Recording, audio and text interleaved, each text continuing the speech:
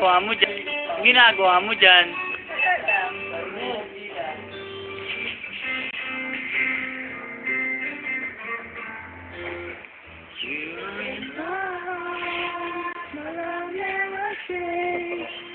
Oh, tutulog ka na naman.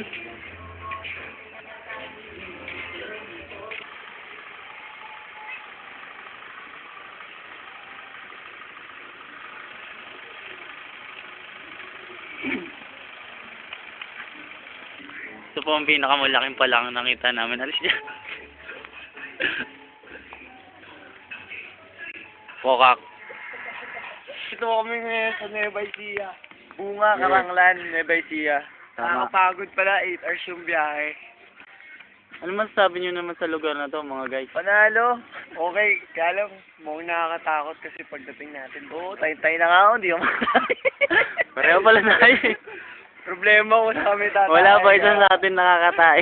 Oo, yun ang problema. Pultang Malapit na may tumbong, lalabas na lang. Alam mo yung feeling na ganun. Ayun nga, din. Kuning-kuning na lang. Sila Francis nga pala, ito, pakinggan mo.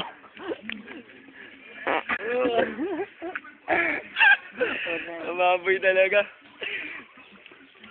Sarap Hindi mo dito, na sarap. Ito nga pala, ano pa yun namin dito sa Nueva Ecija. Ayun yung miss natin, parating yan. Wala ba, tol?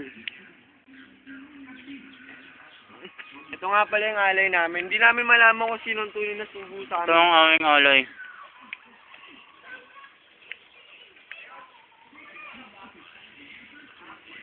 Okay ka lang, Charms? Yes.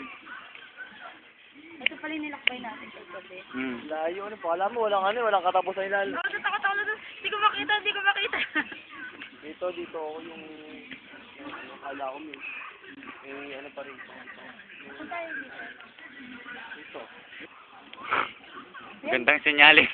Medyo nahanap na yata namin ang Mukhang gumana ang aking pakiramdam. Nakita ko lang ang aking patutunguhan. Ano nila? Siguro. Hindi meron doon.